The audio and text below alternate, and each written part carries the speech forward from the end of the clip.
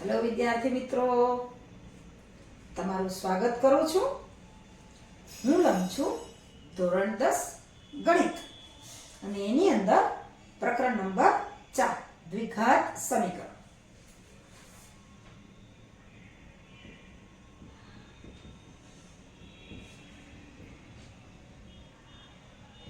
દ્વિઘાત સમીકરણ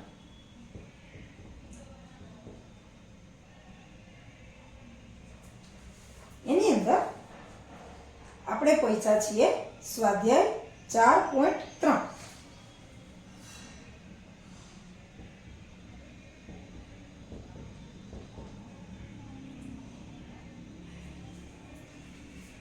જો તમારું પાઠ્યપુસ્તકમાં પાન નંબર 40 ઉપર સ્વાધ્યાય 4.3 આવેલું છે.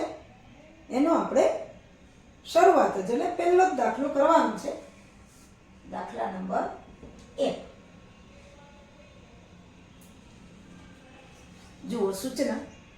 નીચે આપેલા દ્વિઘાત સમીકરણના બીજના સ્વરૂપ શોધો. જો તેમને વાસ્તવિક બીજ હોય તો તે શોધો. બીજના સ્વરૂપ આપણે આગળ જોઈ ગયા છીએ કે વાસ્તવિક બીજ ક્યારે હોય, બે અલગ અલગ બીજ ક્યારે હોય, એક સરખા બે બીજ ક્યારે હોય, ક્યારે બીજ હોય જ નહીં. તો એ આપણે આ જોવાનું છે. બીજના સ્વરૂપ શોધો અને વાસ્તવિક બીજ હોય તો શોધવાનું, વાસ્તવિક ન હોય તો શોધવાના નથી. હવે એમાં પહેલો પેટા વિભાગ, પહેલું જ જે આપણને દ્વિઘાત સમીકરણ આપ્યું છે 2x વર્ગ ઓછા 3x વત્તા 5 બરાબર 0. 2x વર્ગ ઓછા 3x વત્તા 5 બરાબર 0. હવે આમાં આપણે જે વ્યાપક સ્વરૂપ છે એટલે કે પ્રમાણિત સ્વરૂપ છે એની સાથે સરખાવીએ. પ્રમાણિત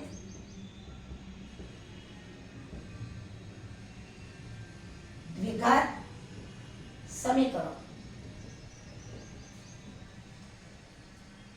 ax વર્ગ વત્તા bx વત્તા c બરાબર 0 સાથે સરખાવતા.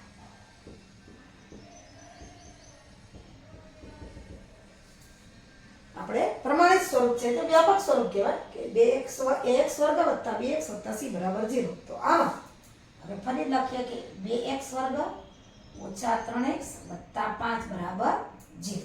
હવે અહીંયા a બરાબર છે 2, x વર્ગનો સહગુણક, b બરાબર છે -3 અને c એટલે કે અચળ પદ છે 5. તો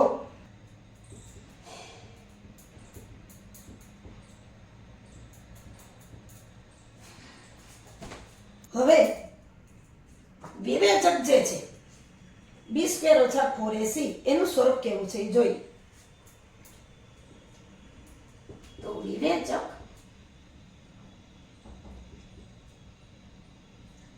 b² - 4ac, a b અને c ની કિંમત આપણી પાસે છે જ. આપણે લખીએ b² - 4ac બરાબર b નો વર્ગ -3 નો વર્ગ -4, a એટલે 2 અને c એટલે 5. હવે -3 નો વર્ગ, 3 નો વર્ગ એ 9 ને -3 નો વર્ગ પણ 9 થાય. ઓછા ગુણ્યા ઓછા એટલે વત્તા જ થાય.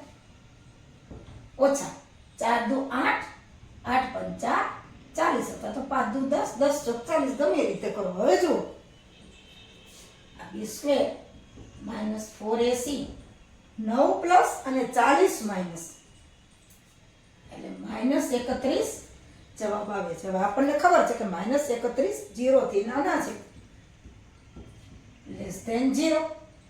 આમ b² - 4ac 0. હવે જો b² - 4ac 0 હોય તો ઉકેલ છે એ શક્ય નથી, એટલે કે બીજ છે એ મળે નહીં. તેથી સમીકરણને બીજ આમાં જ કીધું છે હોય તો શોધ. બીજ ન મળે. આ સમીકરણને બીજ મળશે નહીં, કારણ કે વિવેચક છે એ 0 થી નાના છે, એટલે કે બીજ ન મળે.